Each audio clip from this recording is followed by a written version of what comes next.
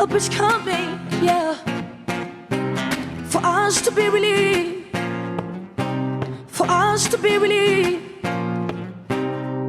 You're always looking for a scapegoat, like everything is damn fault. And never ever you gon' say, maybe I did mistakes. You acting up like a wise guy, and never you gon' say why, like you know everything, and what they say just can't be right.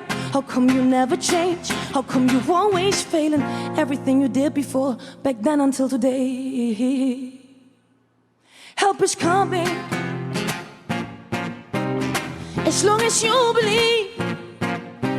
Help is coming, for us to be relieved, for us to be relieved.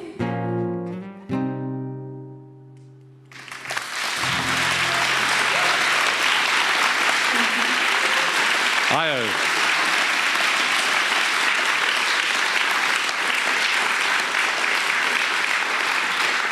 And I hope we'll have time for another song from Io before the end of the programme. This is Outlook from the BBC World Service, coming from the BBC's Radio Theatre as part of Freedom Live. Now, John Bosco Nyombi is someone for whom the word freedom takes on a very personal dimension. He's gay, and he's from Uganda, a country which bans homosexuality and has recently passed a law imposing life imprisonment for gay acts. John Bosco was granted asylum in the UK in 2009 after a long legal battle. John, welcome to the programme. Thank you. I just want to get a little bit about your background, first of all. You grew up in a large, extended family in Uganda, mostly raised by your aunt.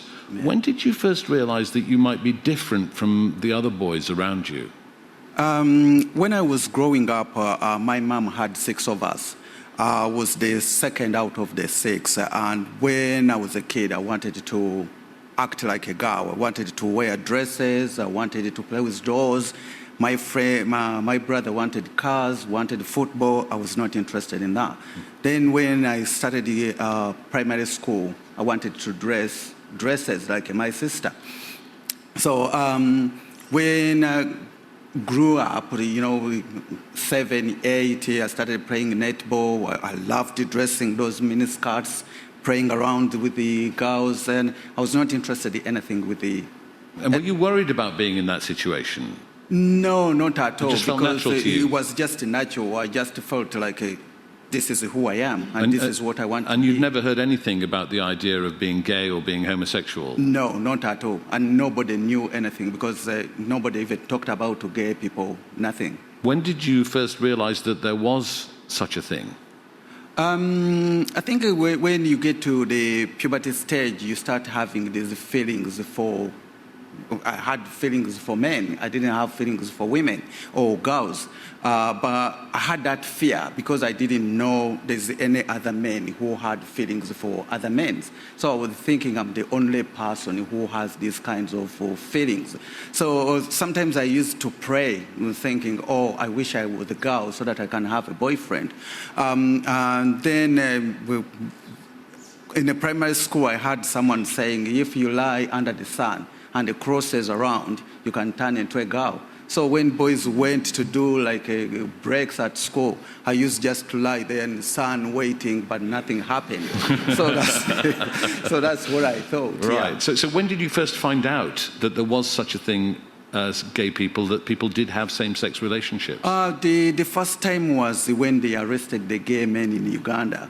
So it was on the radios, and everywhere, everybody was talking about it. Once they said it, they said, oh, gay men were arrested in such a place, on such a pub. There are so many guys that hang around. Maybe that's where they go to meet other men. So that interested me. I wanted to go to that pub, so that I thought that maybe that's the place where I can start. So I went there, but I was terrified. I was young. I didn't know how to chat a man. I was scared, so I didn't know anything.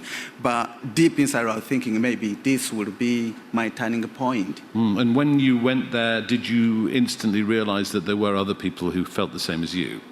They were there, but because I was new to the scene, I didn't know exactly how a gay man acts towards another man. So because I was thinking it is almost the same, I didn't see any difference.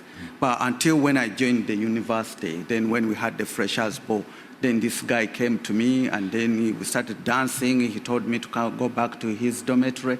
So that changed everything. I felt like the heaven has been opened. So everything changed. I was so happy. I didn't even want to go home after the school Well, I was time. going to ask you, what about your family's attitude towards homosexuality? Did you ever tell them that you were gay? I didn't tell them.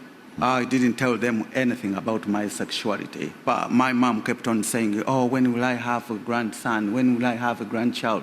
Things like that. But I kept lying, saying, oh, I have a girlfriend from school. She doesn't live in the same area as we do. They introduced me to many girls, but I had those excuses all the time. And were you frightened? Because being gay in Uganda can be a very dangerous thing for an individual like yourself. Yes, I was trying to fight it because I knew the consequences, either life imprisonment, or if the villagers or the people around you, the neighbors, if they catch you, they can set you on fire with these used tires, car used tires. They can set you on fire straight out with no question. And if you call the police just say, oh, you have to do whatever you can, then we will come and clean the place. So that's the environment. You can't report anybody to the police. So you tried to keep your sexuality secret. Yes. How was your sexuality eventually revealed? It was one day in June 2001. So they raided the pub where these gay men we used to go around to meet other gay men. So they arrested the gay men. When they were drunk, they started kissing almost everybody. So some people were, oh, we are not gay. Then they called the police, and then the police arrested those guys. When they were arrested, they were really tortured badly, beaten. They told them to say, oh, other gay men they know. That's when my name was mentioned.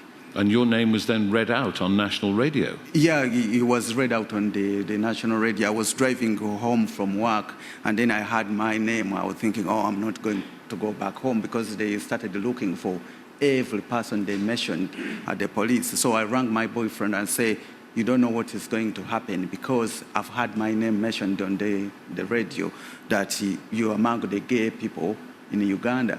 So I didn't go back to my house. So I went to my boyfriend's house. He rang my brother to pretend as if he doesn't know anything. And then my brother told them, oh, guess what? The police has been here looking for your friend. But they didn't know he was my boyfriend. They thought he was my friend.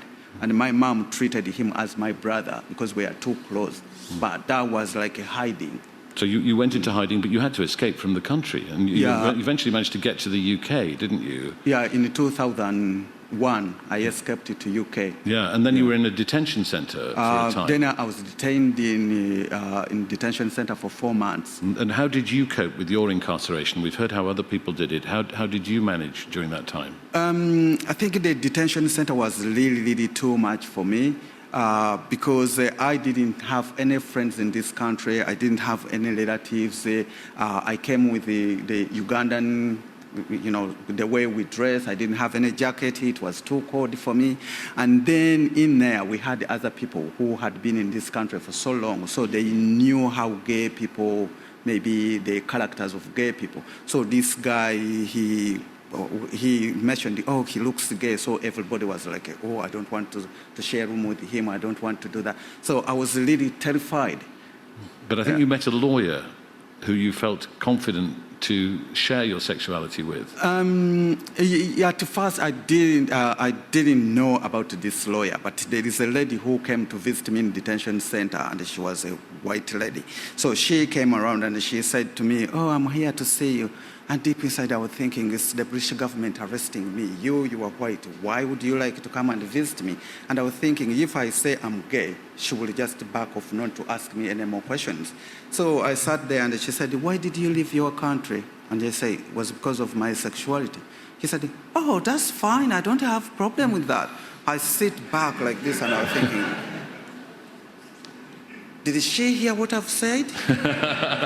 So you were accepted when you got here to the UK? Yeah, she accepted me, and that was like, wow.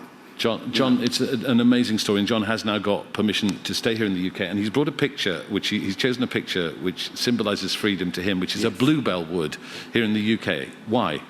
When I was in the detention center, I met 2 girls. They were lesbians. We became friends. So they sent me a picture when they are sitting in a place like that. And then they told me, we will help you to get a solicitor because you're in detention center, we can't help you. Since then, I kept that in my mind because they saved my life. So the bluebell wood means freedom. John, Bosco, Yes. Nyombi, thank you very much indeed for joining us.